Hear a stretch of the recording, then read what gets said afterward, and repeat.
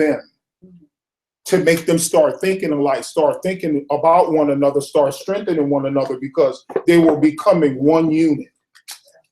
When these guys said, I'm afraid, they were being honest. Do you like war? And remember who we're talking about here. We're talking about a group of people who've been accustomed to what? Donna? So, when I look at this, I look at very similar to us today in Christianity, because there are many of us that will start out, or all of us start out on the same road to Christianity, those of us that believe. And then along the way, things start to happen. We start to have our own wars and our own battles, and sometimes they're in our personal lives, and sometimes they're in lives of our family and friends and those around us or at work. And then we start to bail out, right? We start to chicken out. We start to forget that we're Christians and that we should be relying on God and asking God to help us through. But it's too much for us. We walk away like those in the army, although God said he was going to be with them, just like God tells us in scripture.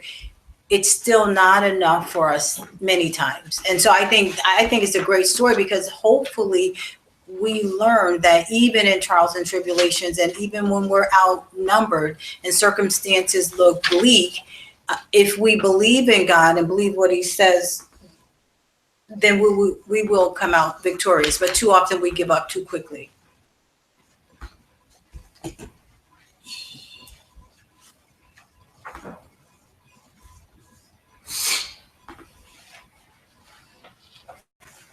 This didn't matter anymore. It was just a story. Father, I believe, but help me with my unbelief. So many times God bless us through storms, we're still afraid of the thunder and the lightning. Especially if it's heavier than the last time. We're afraid of hurricanes, especially if it's worse than the last one. And we look around and we try to find people who we can depend on, but they're just as afraid as we are. So God knows the hearts and minds of all of us, and he knows those who are going to endure and those who not. The people that went home weren't bad people. They just wasn't fit for what? They weren't fit for the war, the army. They wasn't fit for the army. Yeah. Because see, God made the enemy run. He had to fix those who wouldn't run first. There are some of us that are fit for battle, and there are some of us that are not. It's not that we're bad people. It's not that we're not Christian-like. It's just that that's not who we are. We're good in other areas. There are probably some good cooks there. There was probably some people who took care of the livestock very well. There were some people who probably could gather some stones up. There were some people who can build a wall, build a defense. But they weren't good at going first ahead of everyone else. That's what the Marines do. They're the first ones that get dropped on land. They go ahead of everybody else. And then the army, the military will assess what's going on after that. So, it's not bad. It's not a bad thing. It's just that that's not who you are. And after a while, blessings just become stories. When was the last time you had your storm? When the last time you had your storm? Some of us are not out of it. Right, exactly. Some of us are not out of our storm. But for those of us who are out of our storm, when was the last time you had your storm? Well, Ellis, that's based on what's coming up on the horizon. For me to have my faith and have my trust in God, because I have to get through something in order for me to be able to be used by God. You ready? Yep, ready. Sorry about that. Okay. That was actually a good segue, because from your sheet, we looked at 6 trust encouragement points that basically touch on the comments that you all were just making. And then each point, instead of going through the points and going in detail, for tonight, I just had a question, which we touched very briefly on Sunday for each point that we can talk through. But it's very much around the same concept of thinking internally for this study, more so of speaking from your own personal perspective. Because the first one is, God uses the difficult things we go through in this life to get our attention. How might he be getting your attention today? Reason why that's an important question is, remember, people who are unchurched and non-Bible students, when we say certain things like, God disciplines the ones he loved, that was a scripture from Sunday, or let go and let God, wait on the Lord, the world doesn't understand that, right? That's a very non-human concept. So how could we explain that to someone, right? Let's say someone was in a Bible study tonight and they were like, okay, I hear what you guys are saying. All of you had good points, but you're saying God uses difficult things we go through in life to get our attention. That sounds harsh. Like, how is that possible? So who could speak to something personal, right? How has God gotten your attention in your past or maybe current situation where you were struggling with something of not necessarily from just a random thing like out in the world, that you are going through spiritual discipline? Because I think that concept is even misunderstood from Christians, but there is a such thing as spiritual discipline. We don't like to think of it, but God, the Bible says, disciplines those of whom he loves. So how can we look at that for our understanding? Who wants to share something? And again, this one will be a little bit more personal maybe than other studies, but it's in a Bible study, one of the most effective ways I've seen to convince your listeners, your audience, is to open up to them. Because if you're vulnerable first, then they will be right there with you. So for us, you don't have to give all of the specifics, but at least let's just think about it from, make that verse applicable to human understanding, right? What is spiritual discipline in your life and someone's life very closely, and you've seen that? Yes. My first one for me was lack of resources. I learned through that when God taught me to rely on him and remove some of the resources in my life for me to see that. I was able to become stronger when trials and adversity and stuff came along. When I lost my mom at 36 years old, that was probably it. Prior to that, my self-dependency on my mom and the love that I had for her was primary in my life, like it always was. Even, when I became a Christian, it was still my mom. So when that was removed out of my life, I had to depend on the Lord for everything then. So, a couple of things, my mom and just my resources, my ability to not depend on what I thought was secure, turned my whole life around. Good.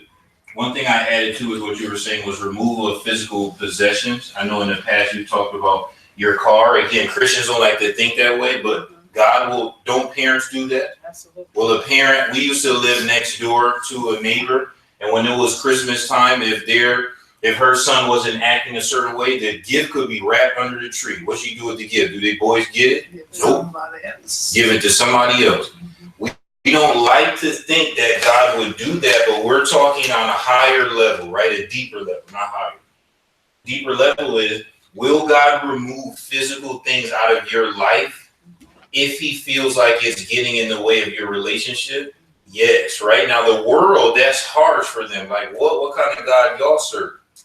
But we can see in this instance, isn't that what happened? Like, he put them in a very, very, very uncomfortable situation for 7 years physically, right? So sometimes that may be the case. Now, remember, his point is to get your attention, not to be mean like a kid with a magnifier over an ant and they got the sun beaming through it trying to burn the ants up. Is trying to get you back to a relationship with him.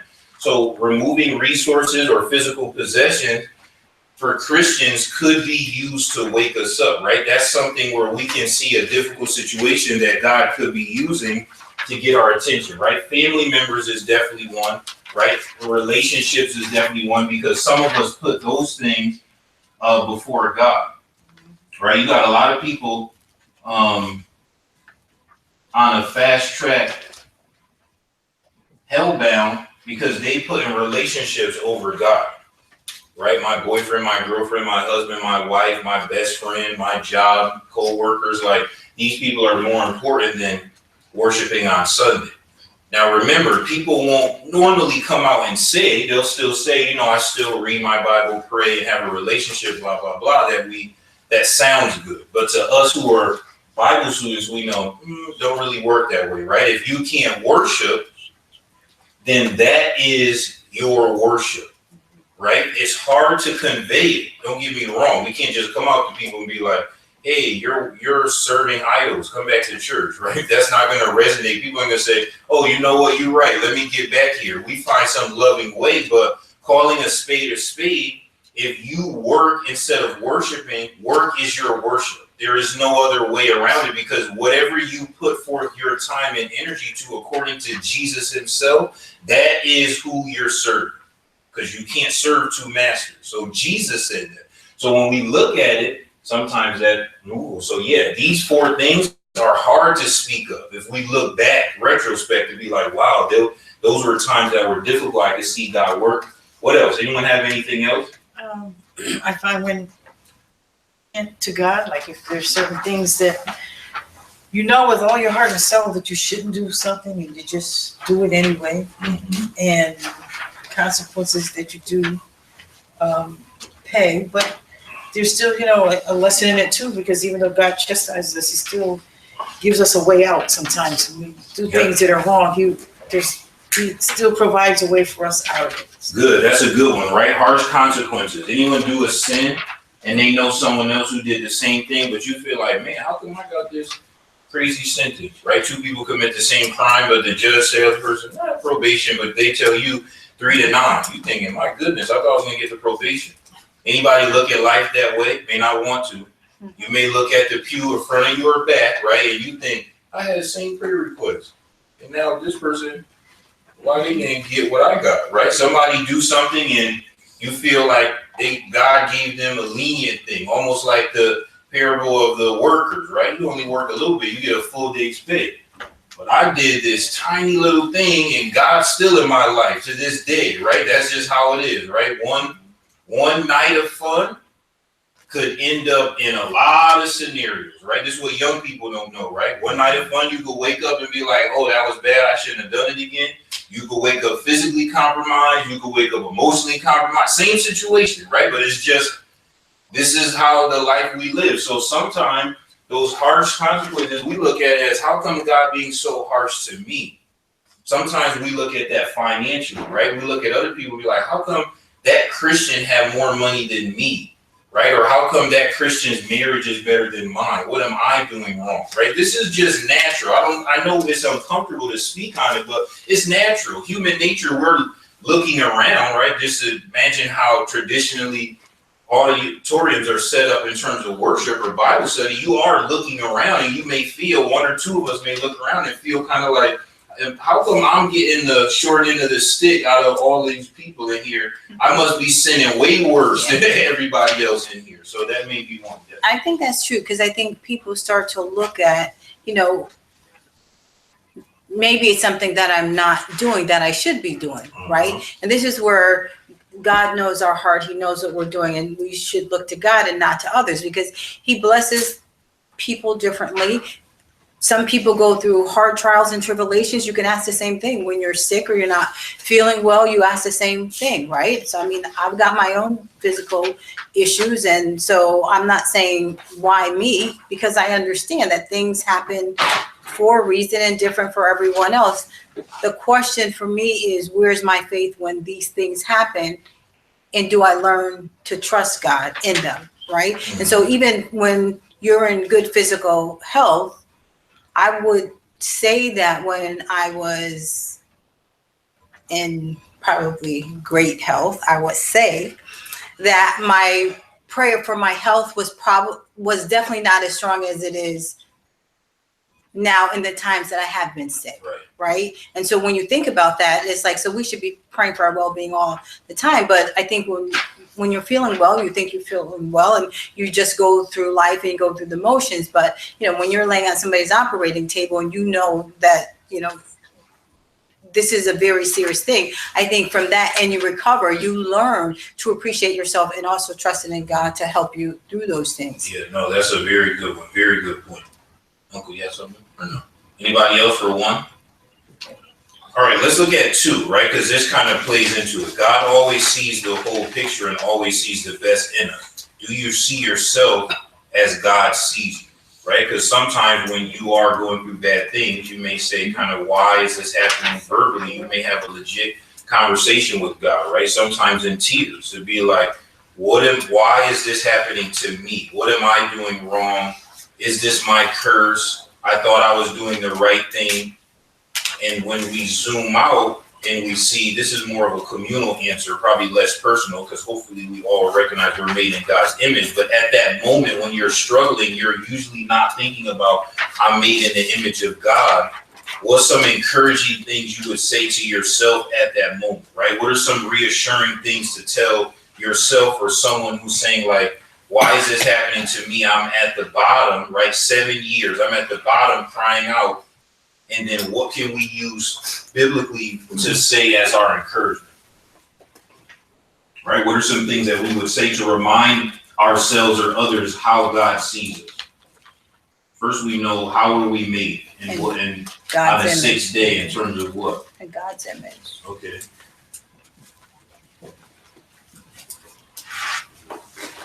Now, one thing to think about when you're going through struggles is the image of God, right? We have, this is so multifaceted. You can have 1,000 Bible studies, but one of the things that offshoot from this is strength, right? Remember, God mentions a very specific time period when he said he had to swear upon who?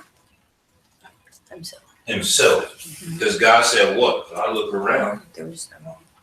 Was anybody before him? No, just me, everything beneath me, right? So when you're thinking about that and God gave mankind dominion, go into the New Testament and Jesus said, trial and tribulations you'll have, be of good cheer, I overcame this world. Your mind's eye, the real you, is more powerful than your physical struggles, right? Jesus's mind's eye was more powerful than the nails going through his hands. To the world, that's confusing, right? But Jesus was not dying spiritually, right? Stephen, when he's getting stoned to death, his mind's eye, his soul, who he really is, was being strengthened, right? Physically, he was dying. So we have to always remind ourselves that regardless of any physical thing we go through, we're made in God's image. And the image of God came down, the word became flesh, and it was nailed to the cross and bled and suffocated to death and still rose. That's how you have to be reminded when you go through struggles, to be like, oh, the real me doesn't have physical ailments. The real me isn't unemployed, right? Physical is, but my soul is a child of God. Yes. When you're going through these things, although you know that you made out of God, make you out of the image of God, Mm-hmm. when you're going through those things, that thought is far away from you. You dealing, I know for myself. I will ask the question, why? What happened? What I did to help me to go through, all these illness or grief or whatever it may be. That thought, God made me in his image and likeness, is far away from my thought then. Mm-hmm. So one thing I just try to keep in my mind, he promised he would never leave me, he would never forsake me, he always with me. And I think that is the lesson that made me get up from my low point. Good. I put God's promise of comfort and success. Very good. Right? That reminder that, hey, God is with me. He'll never forsake me. Very good. Then I also put biblical and spiritual reminders, because that's what we're talking about. Sometimes they come from within. Other times it comes from outside. This is why as a group, it's always important to encourage each other, right? Even sometimes when loved ones say, leave me alone. Parents, I hope, can attest to this. Right? Kid may tell you, oh, leave me alone. Don't tell me nothing about spiritual things. Would you stop? No. Because you think, well, I know this kid. Kid say, leave me alone. Then 2 minutes later, what the kid gonna say? Back over here hugging and kissing, because you're a parent. So sometimes for us, even when loved ones or church members be like, oh, leave me alone, we can't really leave them alone, right? We pray for them and still encourage for them because we still trying to remind them. So that's a good point, right? Because sometimes I don't have this in me. I need somebody to remind me at least of God's promise of both comfort and success. Not comfort like hospice, right? When we go through problems, don't think of it like hospice, like, well, God's just going to make me comfortable while I just die away. It's success, right? That God is renewing you spiritually while you're going through this trial and tribulation, right? We're finding you in the fire. So that's a good point. Yeah. Romans 5 said, 1 through 5 says, therefore, having been justified by faith, we have peace with God through our Lord Jesus Christ, through whom also we have access by faith into his grace, in which we stand, rejoice in hope of the glory of God. Not only that, but we also glory in tribulations, knowing that tribulation produces perseverance, and perseverance character, and character hope. Now, hope does not disappoint, because the love of God has been poured out in our hearts by the Holy Spirit, who was given to us. So that glory that we, through our obedience in suffering and trials and tribulation, it just glorifies God on everything that God has already done through the cross. And it gives us a sense of urgency to stick it out. Because after all, he was there last time, and he'd be there again. Right? No pain, no gain. Tribulations, there are several things in the 1 through 5, but eventually produces hope. Right? So if we can get there, right, to Beulah's point, right, you're not there, I'm still stuck in the tribulation. But if we see it through, the hope is there, right? Our hope is built on nothing less than who? Jesus Christ, right? Like that's the whole point. But I got to get through that spiritual process. So that's a good point, coupled with Sister Beulah. Yes, Sister. So, yes, God sees the whole picture and he always sees the best in us. He sees our potential, but I think when we look at ourselves, quite often what we see is our limitations. And we have so many examples of that with Aaron, with Gideon, with all these people, with Elijah, all these people, they didn't see what God saw in them. So I don't think that's unusual. But I think that the way that we overcome it is, I guess you say you fake it till you make it. Yeah, that's true. John, 1st, 2nd, and 3rd John talks about us practicing. And that's one of the things that we have to fall back on. We have to keep doing it sometimes it's by practice, by rote, just doing it day in, day out, till eventually it kind of becomes a part of us. And that's what I think that many of us rely on, because when we go through the hard times and the tribulation and all that, the easy thing is to just stop and just go back. But if you have this routine, if you are practicing this on a day-to-day basis, that's what you fall back on until you are strengthened again to move on again. No, that's perfect. So I put over here spiritual roots, but I wrote on this side, God sees our potential, not our limitations. God's view versus our view. Perfect practice yields results, right? If it's not in you, it's not going to come out, right? If you're not already working on these things, when the good time, when the bad time, you're stuck in the tribulation part of this verse, right? And of course, 1st, 2nd, and 3rd John are definitely books about forward movement progress, right? Keeping your hand to the plow, putting one foot in front of the other and trying to be better. So this is a journey, but if you're not rooted on the bottom, when the rain and the winds come, you're gone, right? Like you're blow away like a tumbleweed. So this is very difficult. Definitely don't minimize number 2. Very difficult, but as the biblical students, remember, we're trying to talk to our either older self previously in a bad situation or encourage ourselves tonight. But if we're reminded of these things, we know that mentally we can overcome these things, right? Because here, you got to get yourself here. Like even people in jail talk about this, right? Soldiers in war, like your mind cannot be where you're physically at in a bad situation because you're doomed.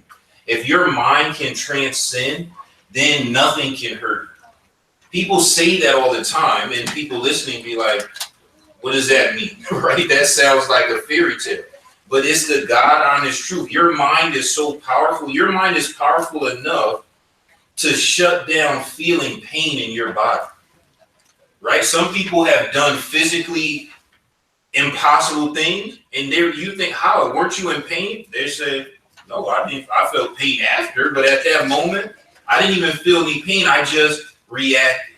Right? Like, remember, Stephen is getting stoned to death, and he says, what? What does Stephen say to God about the people stoning? I don't know what they're doing. Forgive them. Right? I don't know about you. If I was getting stoned to death, I'm not sure if forgiveness would be on my mind.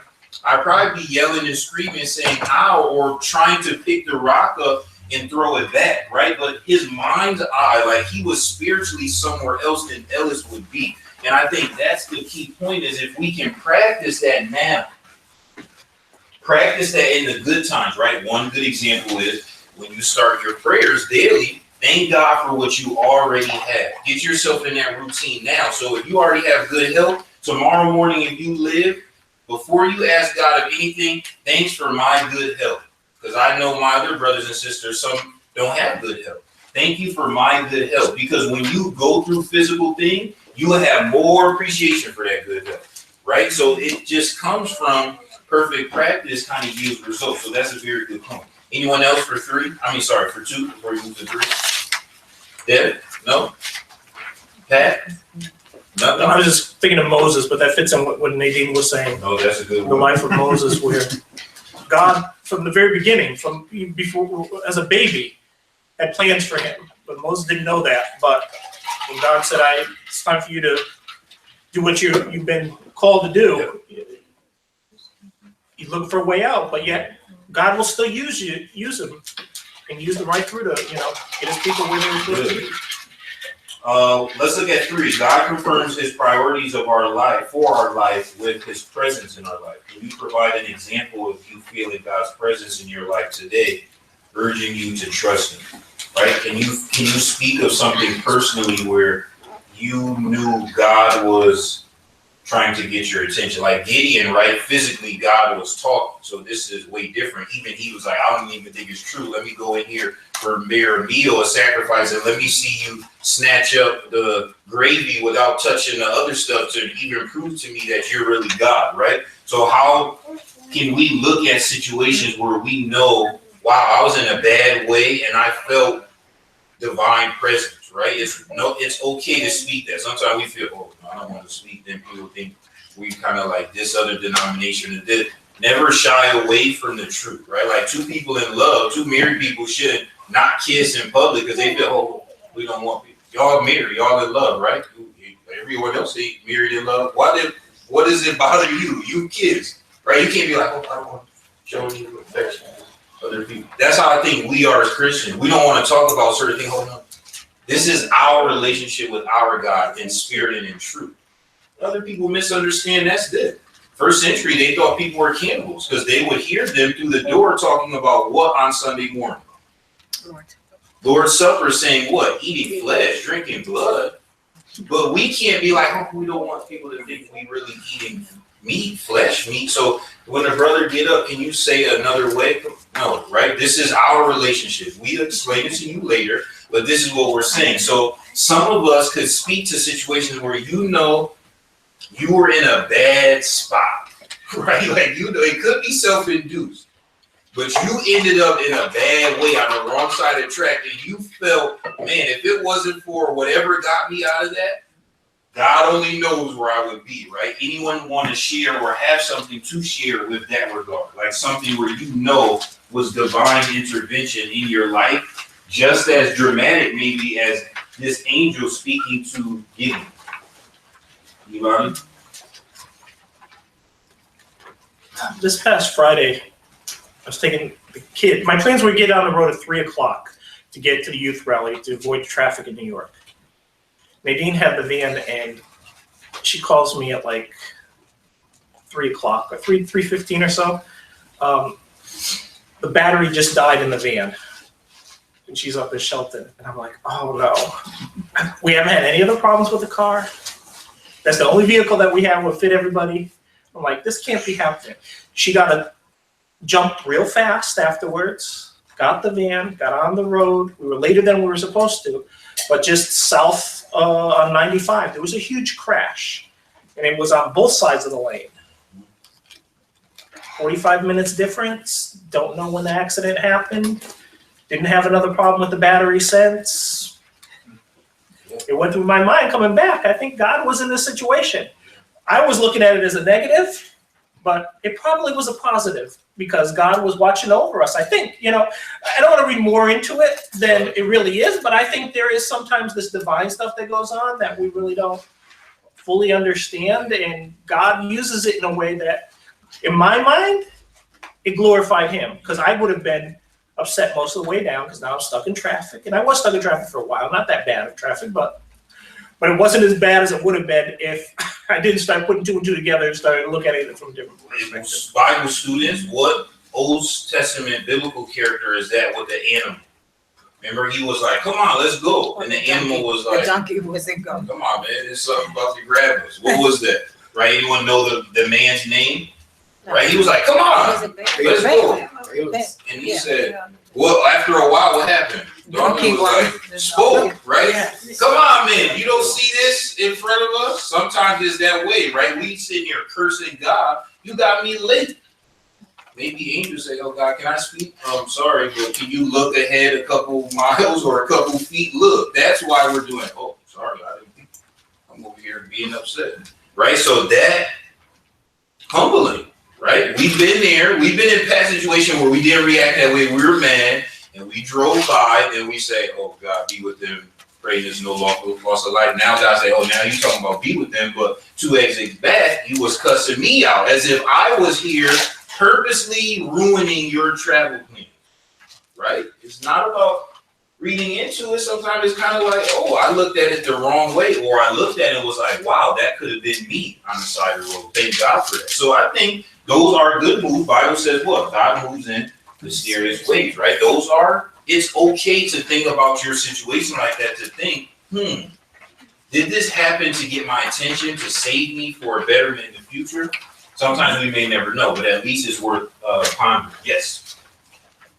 When I was just a babe in Christ, not just a few months, my father was not a Christian as yet.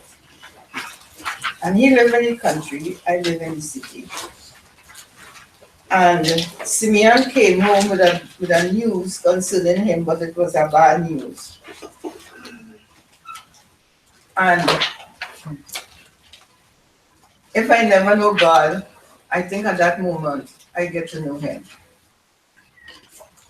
And I started to cry. I went inside. I started to pray. Talk to God. And to make it short, a lot of people said to me, this is something personal. I don't want to go, He would never make it.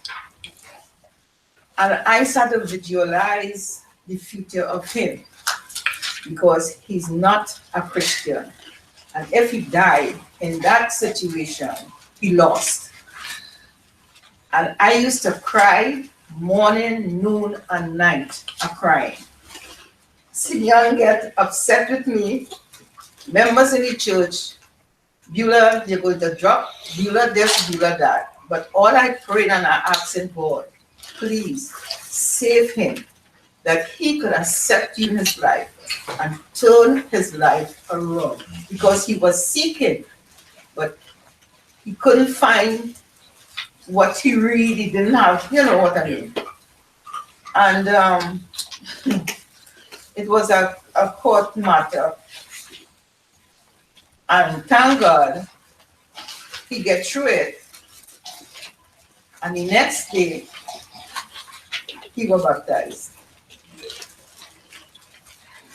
And he lived a life. I'm not saying that he was perfect, but he lived a life of Christ. He goes, he speaks to people about God, evangelize, went to baptize, he will bring them to the church and everything. So I could testify many, many things from a new Christian to my life now, how God worked in my life. And I would advise anybody, don't give up. don't give up. And this one word, keep me going. I am always with you. I would never, ever leave you. And this is the faith. We have to trust him. We have to walk by faith and not by sight. And I trust God. Whatever is your will, it will be your will. Because as a babe in Christ, I see how he worked and in my father's life. And many others relatives. Good point, very good point. Anyone else for 3? Yes. Ephesians chapter 1, verses 4, 5. It says there is a God chosen us some purpose. You know, I'm always watching Oscar award or president's speech. There's some people sitting somewhere and the focus always goes there, the middle of the, during the session.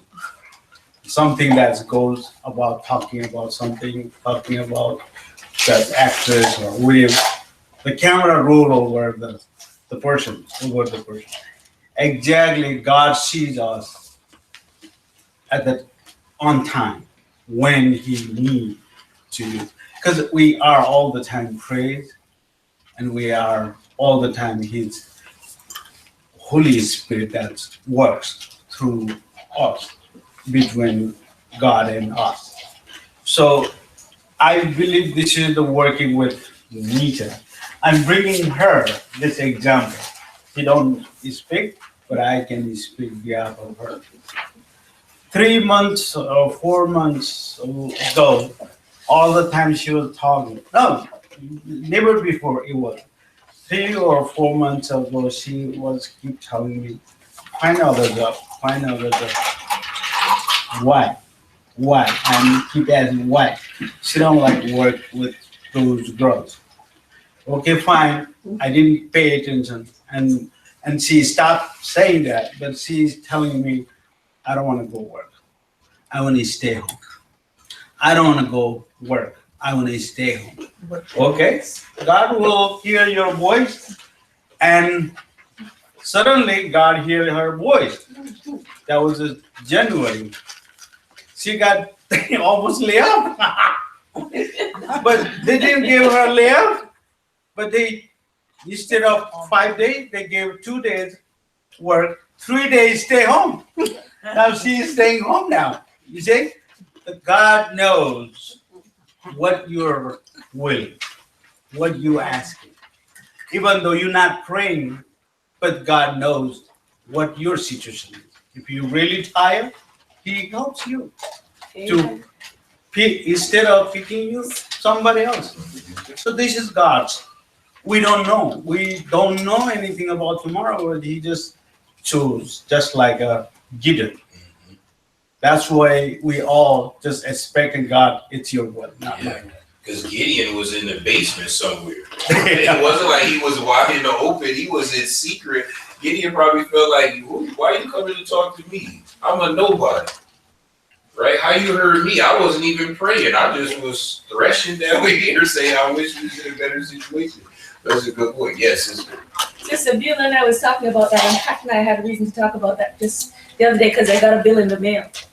It mistakenly came to me. And when I looked at all the tests I did in one day, and the bill came up to over $11,000. And I thought that had I been working, I would not have been able to pay for this. Had I been working, I wouldn't have done the tests to begin with. But even if I had, with the insurance I had, I would have been paying the majority of that. So when we were looking at it and we looked at the bill, that was just one day's test. We know that all the other tests that I did were a lot more invasive, a lot more expensive. I knew that it had only to be God's will, and we were talking about that. Bill and I was talking about it Friday. Even when we don't realize it, God is working on our behalf. And that's what it means to trust in him. I think quite often when we go to Romans and it talks about all things worked for good for those who love the Lord and are called according to his purpose, we forget, we think that it means it's only maybe religious things, or it's maybe, we segment it. We don't consider when he says all, that it actually means all until these things happen in our lives. So trust is something, if it's in friendship, in a marriage, even with God, it is something that grows over time. It's not immediate, but it's something that you have to work at. And quite often, we don't want to put in the work until something major happens. I think of like cooking, right? Like if you go in and somebody's cooking a big meal and you come in halfway and you look at the ingredients, sometimes do it look edible? You looking thinking, you ever see someone cooking and you see them grab something, you thinking, what you put in? Why you doing that? And you say, worry about me. I know what I'm doing. Oh no, that's gonna make too spicy. Let me do it. And they say, eat this. They say, this was good. And the cook feel what? See, I know what I'm doing. It's not my first day. But at that time, you felt like, no, that's going to change. Because we're seeing it how it is, right? Ever see something from a painting, right? A lot of paintings start from a sketch. Somebody do a sketch and be like, here, you'll be like, I mean, no disrespect, but I could have did this. Where's the good part? You say, look, this is going to be painting. You said, this is nothing. Then the person says, now look, you say, oh my goodness, you didn't tell me you had talent like that, because you're seeing it unfinished. Life is a journey, a marathon, not a sprint, right? We're two like this that are like, when God is like, I'm outside of time. I see your life from cradle to grave. You don't, I do. So if I tell you taking a right will make you late 1 hour, but will benefit you, you need to listen to me because I can see from above. Just like in football, American football, the coaches have the headset. Why? Because the people who doing the real playing is in the up. Not the people sweating on the field. Because the people up in the sky saying, no, look, this side, they're tired. Run over here. You can't see that because you're watching like this. That's when you see the quarterbacks do like this. Because in their ear, they're listening like, wait, what was that? And now you hear some divine intervention. Run to the right. Who's right? You're right. Go right. Then you see a play and you say, oh my goodness, look, the person ran, touchdown. Because I'm seeing from way up here, looking like, go this way. Life is so much that way. And we go like this, and God saying, no, go to the right. We be like, nah, left look open, and we get tackled. And God said, I said, you're right, go to your right.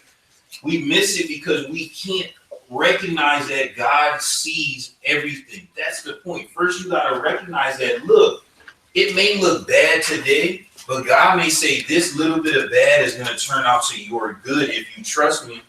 But some of us give up too soon. Yeah. Ecclesiastes 3 said, to everything there is a season, a time for every purpose under heaven. And Gideon said, pardon me, my Lord, but if the Lord is with us, why has this happened to us? Where are all his wonders that our ancestors told us about when they said, did not the Lord bring us up out of Egypt? Gideon had accepted his circumstances. He was hiding out the wheat. Yep. And his circumstance had became something that he was ready to accept, not endure. So he couldn't see the season that he was in because he accepted it as a defeat and he just didn't worry about it anymore.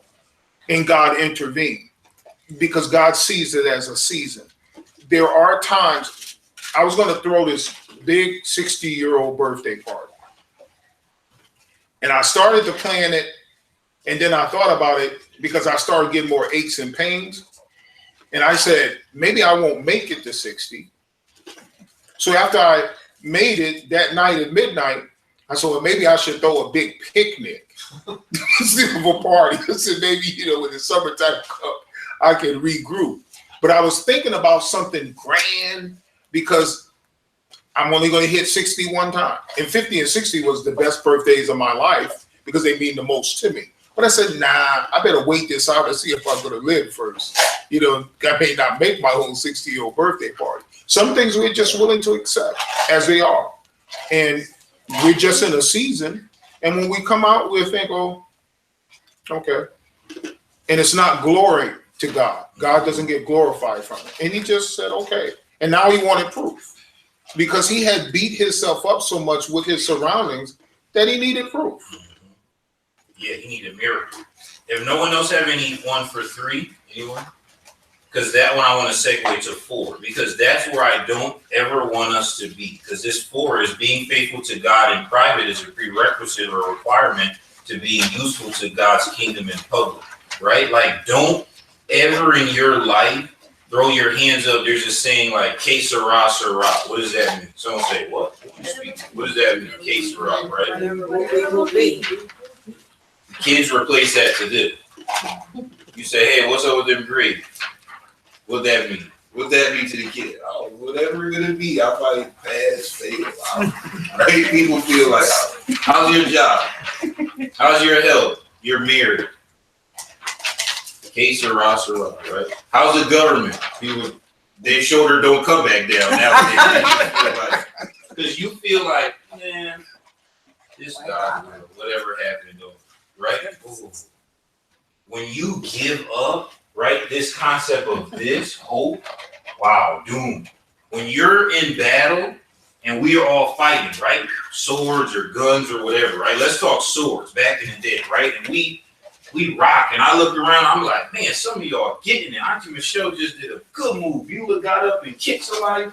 And then y'all going after a while, I'll be like, whew, I don't want to be swinging no more. What y'all gonna be like, hey man, pick your sword up, because if I drop my sword, what's gonna happen? Enemy gonna say, oh, excuse me, young man, let me get and catch somebody off guard. Right? Like when you give up, you're doomed. Right? Like when you look in the mirror and you go like this to yourself and you just walk out, it is downhill from there, because your mind's eye, who you really are, you basically locked yourself in prison, gave Satan the key, and was like, oh, I'm done. When you said, I'm always going to be poor. My family was poor. I live here, this side of town. You throw your hands up. Government say, yes, thank God. Stay that way, please. The last thing we want you to do is trying to progress coming up here with the rest of us. That you never give up hope, because when you give up hope, you give up power. Because look, being faithful to God in private is a requirement to being useful to God's kingdom in public. What are the things in your life and in your surrounding that you need, that need to go so God can move in power in your life? For Gideon, what was it? Before he even got started, what did God say? Oh, well, I know you're excited now, but go back home and do what first? Look, you got to get rid of that altar and all that nonsense. And then I want you to use the wood when you break it to burn up an offering to who? Me. And they woke up. Gideon heard it. Did he do it right away? He did it at nighttime, because why? He was afraid. Scared, right? Even though God showed up, the angel showed up and took all the gravy up, and he was like, ooh, he still thought, God went back to wherever he came from. I got to break this altar up. So he went at night. People woke up the next day and was what? Irate. Who did this? Then they found out it's Gideon. Bring the boy out. We got to kill him. Right? So when we see this, there are some things in our lives that God says he rejuvenates us, right? He gets us to point 4. He said, you ready? You're like, oh, I'm ready. And he said, all right, but one thing, go back home first. You say, why? Because this friend, this relationship, this job, this frame of mind, this addiction, not going to work with me, right? Sometimes relationships are that way, right? Some people meet each other and it's good. Somebody say, you know, is everything good? Yeah, good. You want to be an item? Yeah. Okay, good. Go back to your social network. Delete this picture, that picture. Let me see your phone. Get rid of that. You say, oh, wait, why? Because I thought you said you trying to rock with me. Yeah. All that got to go. I can't be associated with that, because now I'm associated with that timeline. I'm associated with that person. So some people feel, you fix yourself, then we can be together. God requires of us sometimes. He wants you to remove some things that are blockers for him. We don't like to think of it that way, but it is a relationship, right? Relationships have blockers, sometimes friends to friend. You feel, look, this thing don't work for me anymore. Whatever you're doing, how you act, doesn't work for me, and that's a blocker. There are things in our lives, sometimes we can see clear, other times God got to get our attention. Man, I know I got to let go of that. It could be a sermon, it could be a retreat, it could be a Bible study, a verse of the day, and you think to yourself, man, I know God really wants me to get rid of that. Now, sometimes it's not the same for everyone, right? Some sins, people could be like, oh, I could be in the midst of it and it don't faze me none. And then I might walk and be like, oh, goodness, if I was in the midst of that, I'd fall away. So it's different. It's not cookie cut for each person because it's a relationship. Just like every relationship isn't the same. But there are some core fundamental things that are common to all relationships, just like fundamental things that are common to Christianity. But there are some things in our individual lives that we may or may not want to speak on that we know God is saying, you need to let go of that to hold my hand. Right? Can't hold two hands, right? It's like ABC shows The Bachelor, it get down to two women or Bachelor or two men, right? Can't give out two roses because in America, you can't marry two people like that. So you're going to have to let go. Now, you might be like, man, I have a lot of good times with this person and laugh and everything and they smile. And you think, man, but I have a lot of good times with this one. But the person is thinking, all right, so get on with it. Who are you going to have good times with? You can't be like, well, both of y'all. You got work here. That's illegal. So you got to make a decision. Who I'm going to give this rose to? Some people at that point, they say, what? Look, if it took you that long to decide, peace. Right? Some people feel that way. Some people feel like if it takes you that long to commit to me, I'm out. Oh, absolutely. I'm out because I am worth more than this hour-long special debate. We got to go to commercial. You got to think about it. You pacing around. Some people say, you know what? Take my mic off. I'm all set because I came to here to get a rose. If you giving me a rose or not. No, I like you and no, I'm just not sure. And people, that don't work for them, right? God is saying, look, you're either on my team or not. You make the decision. Now, to us, that seems like, oh, harsh. But God says what? I'm looking for people that will choose to be in a relationship with me. I already have beings in heaven that have no choice. Their own purpose, their whole purpose is to worship me. I'm looking for people to choose to love. We be here trying to force people in a chair to come to church, and God's saying, what? We don't like to think this, but God's saying, what? You don't got to force them. No, ain't nobody forcing them. Who would you force?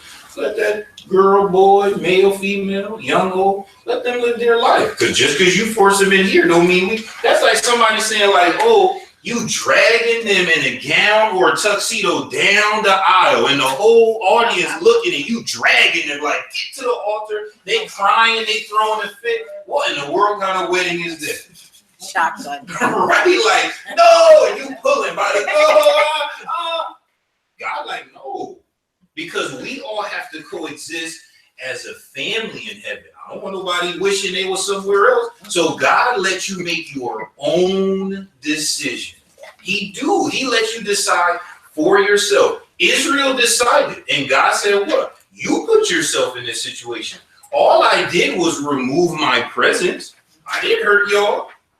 You didn't want to have a relationship with me. So I stepped out of the relationship. That's why Sunday I talked about separation. Sometimes marriages, people say, okay, I'm not coming home then. You thinking, oh, we need counselors. You don't need no counselor. I'm not coming home. Now your life fell apart. You know why? Because I'm not in it. Right? God just removed himself. Once he removed himself, what happened? The neighbors looked and be like, God ain't over there? Nah, I know God over there. These people, they don't know how to fight. They just came down once a year, and what they do, they took whatever they wanted. When God removed himself out of your life, my goodness, bad things start flying all over the place. We look at it as God is punishing us. God is saying, all I did was stop protecting you. Bad things happen. I told y'all bad things gonna happen. And the reason why it's not happening to you is because my presence is there.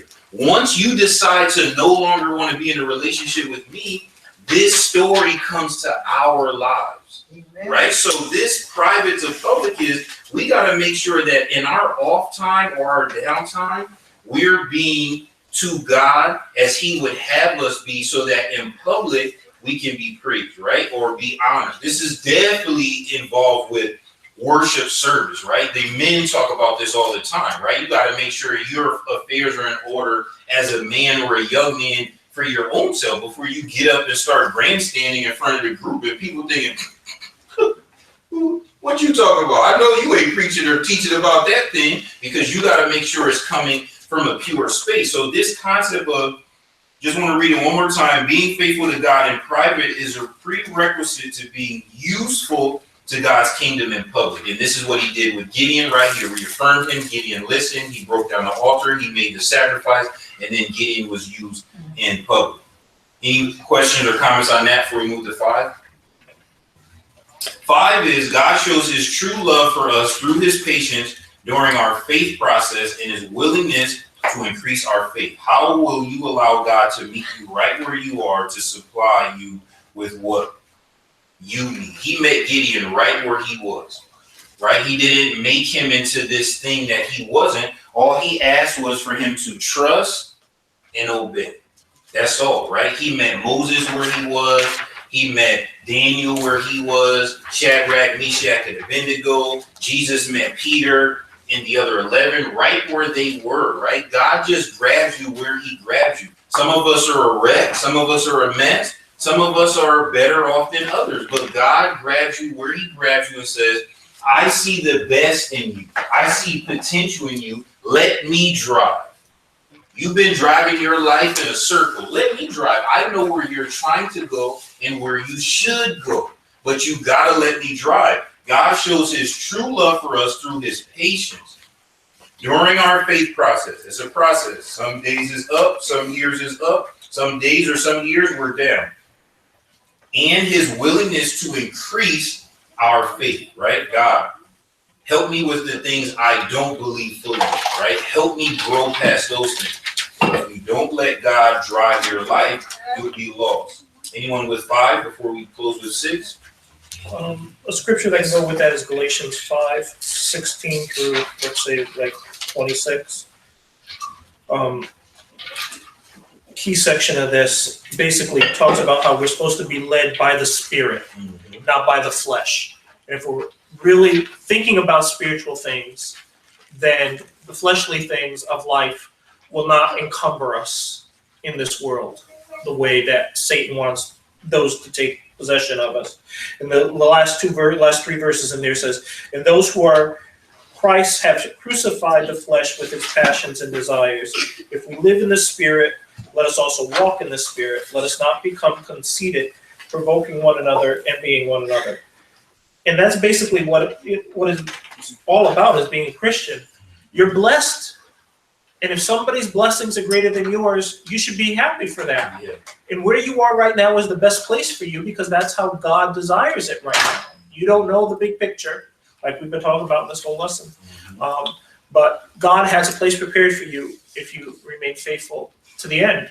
And that's all it is. I mean, some of us might be a big cog in a big machine, or a little cog in the big machine. But if that little cog stops working, the whole machine's going to stop working. Yeah, right? Like, you think about it as if, what if God, this would be embarrassing, right? What if at the end of every week, God showed you, like, look, man, I had a good thing for you. Look where you messed up. You say, let me see. Sunday you was there. You say, okay, we do a good Monday. Oh, Tuesday you just took a detour and you wanted to drive, so I let you drive. And look where you went. But what if God say, look what happened if I would have drove? You say, oh, man. What's behind door number 3? Yeah, like, what did I get? Like, oh, you picked $100. But look what you could have got, $1 million. You say, oh, I just $100 is stupid. Like, who cares, right? Because you feel like, I should have picked $1 million door. That's how we got to think sometimes, is when we try to do it ourselves, God say, all right, go ahead. Let me see. Maybe you know. You think you made in my image. Go ahead. Let me see you go. And it's like a kid say, I know what I'm doing. You say, all right, go ahead, right? Kid do it, fall flat. Cry and say, what? Told you don't know what you're doing. Let me show you. Think about it. God is just saying that every day, but we don't want to be led by the Spirit. We rather be led by the flesh. Then 6, our success in life is determined by God's power and not our own. How will you put your trust in God today with your life, your goals, your dreams, your decisions, your present, your future, your finances, your family, your salvation, or etc.? So any closing comments, because that just sums up basically the whole lesson and study. Anyone have any comments holistically to that point, or to any of these that we missed already? Yes. I found out that living this long, God really wants me to show him that he's at his best when I allow him in my life. He designed humanity to have a relationship with him, and he's going to be God regardless. But the best thing I can do for God is glorify him through obedience. And I will get to see the goodness, the greatness of God in my relationship with him. So if I want to be what I want to be and take all the time in doing that and being that, he'll allow me to do it. But my detour is going to be many. And he just wants me to see that with him, I can't go wrong. If you live long enough, you'll see that. You can't go wrong with him. Our success in life is determined by God's power, not our own. Very good point, right? Let me in your life, God saying that. Let me lead you. I know the way. I know what's best for you, your wants, desires, and your needs. But will we allow him, right? Those of us who are Christians, right? When, again, new or not baptized, you look at it different. But when you've been baptized a while, you see when me and God are good, everything is good. But when me and God aren't good, as Christians, they can attest to this, right? This is a testimony for those who are either just baptized or not baptized. When you're a Christian and you start doing wrong, first of all, you leave church knowing you about to do wrong. It's just going to be honest, right? You sitting here, you say, God bless you and stuff. But you thinking like, I'm about to do wrong when I leave here. I think God's going to forgive me anyway. Just like before it started raining or snowing, it'd be a great day, don't it? Like, oh my goodness. So when you first start doing wrong as a Christian, things be all right. You'd be like, man, this ain't too bad. This is a good little ride. But then all of a sudden, it's like you see just in the distance, you having the best day at the beach, and you look and you be like, man, weather.com wasn't lying. What's that? And once that cloud come over, do you remember when it's sunny? Like when you stuck at home with 20 inches of snow, do you be like, man, remember it was sunny and we could see the grass and stuff? Do that matter anymore? No, because now you think about bread, milk, gas, the power went out. So as a Christian, when we go down the wrong path and God step out the way and we see his power because we see the moment when he let go of the wheel, right? Those of us who have been Christian for a good couple of years can be like, man, I can tell you this date and time in the history when God let go of my wheel and I started to drive and I started going downward spiral, right? It started out as an extreme positive and then somehow, some way it took a wrong turn because we are in tune with God enough to know where our fault is. Why? Because we know our success in life is determined by God's power and not our own. Samson is a great story of that, right? Samson knew full well what he was doing and he did it anyway. That's why he was able to come to his senses because him and God had years long of relationship. So he knew who God was. He just wanted to have his cake and eat it too. So God said, then go ahead and keep eating that cake. And when you eat a lot of cake, what happens to your stomach?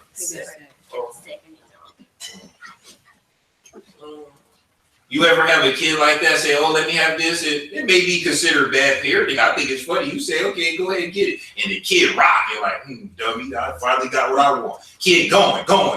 After a while, what happens? Kids always start off like this. This little, what is that? What? This pre-cry. What's wrong with you? Cake, everything good. Now tears and cake blending. Now the kid wants you to stop your life, right? Kid wants you to stop what you're doing, and now administer to me, help me feel better. You saying what? How help you feel better? That's in you. How are we gonna get it out? But who ate all that cake or that ice cream or whatever? See? Now you gotta what? What the mom know? What the mom mom can't say this, but what does a mom know? You gotta what? Ride this one out. How else you gonna? What else we gonna do? The cake, too much cake is already inside of you. Gotta ride this one out, homie. Just gotta weather the storm. Bunker down and weather the storm. Kid don't want to hear that. Kid want immediate results. Help me. You're the mom. Can't you do something to make my stomach not hurting? I mean, I could kiss you. The mother say, let me see, where hurt you? Let me see, kiss. Oh, look, let me kiss. Do that. What is that? Kissing. Kissing. After a while, kids get older, say, man, this don't work. I'm still hurting. Don't you got something in the medicine cabinet? Don't you have something as a mom to help, or what you doing here? Because look, you have to weather the storm, little buddy. You put yourself in a bad situation. Gotta ride this one out. Sometimes God is saying, man, we gotta ride this year out, man. You got us here. I'm not gonna leave now, but you gotta ride 2017 out. You made some bad first 3-month decisions. Gotta ride this one out. We don't want to hear that. Our prayers are miracles. God, I didn't study for this test. Let me get an A. But we say, help me remember the things I studied. God say, oh, you didn't study nothing. So you really asking for me to open your mind up and pour in knowledge that never was there. We up here in heaven call that a miracle. That's what you pray. Some of us put in prayer requests for stone cold miracles. Doing nothing to even assist the Holy Spirit in that prayer request. Sometimes God's answer is no, you have to ride this out. Because now it's not being asked with respect, right? Once the kid don't listen, now they feel like the parent owes them to listen to them. Parent may say, no, that's not how life works. You show respect by listening in the first place. So now you have to sit here. And after a while, the child feel like next time I'm going to pay attention because my parent is not at my beckoning call like that. That showed a lack of respect. Sometimes we go to God in prayer, lack of respect. We make it seem like he's just sitting in heaven with nothing to do, waiting for us. Say, oh, goodness, Ellis, we got a prayer from Ellis. Let me hear. What's the Ellis prayer? God got a lot to do. I can't be thinking, hey, stop. 7+ billion people, stop. Help me. God say, oh, I'm helping your mom right now. Mom, older, help me now. Help me. See? What if God say, look, you all right? I'm helping people that's not all right. We say, no, help me instead. Forget them. Forget them? Yeah, don't worry about them. Worry about me. Sometimes we act selfishly just like children. And God is saying, you already stronger. You'll be all right. This little bit of thing in your life will break this person, but it's going to make you. You'll be okay. We don't like to hear that, right? But it's no different than children at different age groups, right? You can interact with a child that's older, different than younger. Like, you'll be all right. This one won't be all right. This is how we have to look at it, because our success in life is determined by God's power and not our own, right? If we can apply these things, and not just these, but these 6 things from this story of Gideon, man, we would be amazing. But the thing is, we don't always put these things together. That's why church is important. When you see one another struggling, encourage them, remind them of those stories. Like, hey, brother, sister, this person did this. Or sometimes remind them, hey, remember, you used to always say this. Don't get down. Sometimes that helps. You're like, man, I did always say that. You're right.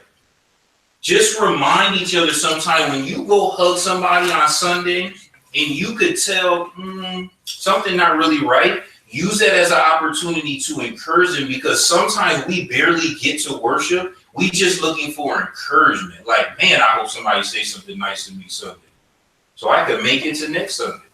Always remind yourself and each other that with God, nothing in this world is impossible, right? You can do anything if you and God are in sync. And as we teach and preach as each other, will be very successful. Yes. A verse to go with that last one is 2 Corinthians 12, 10 and 11, where Paul is talking about his thorn in the side, and it says, therefore actually, let me go back to 9.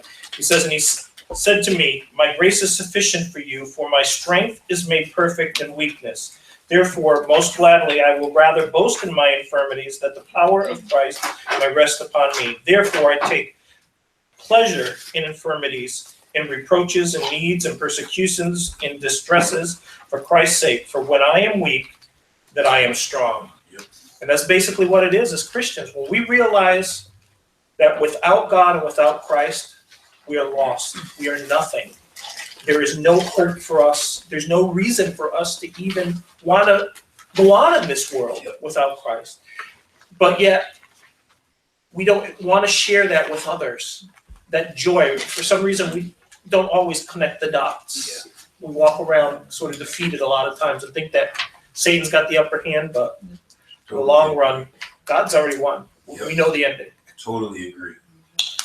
Well, thank you everyone for comments, Bible readers. I pray everyone can be more blessed. This world have enough negativity for us to leave each other Sunday and Wednesday to bring more negativity into it. Like, this world you live in right now is negative enough. Be positive, like, for your sake and the sake of everyone who's interacted. Is it possible? Yes. Is it easy? No, right? It's not easy, but it's definitely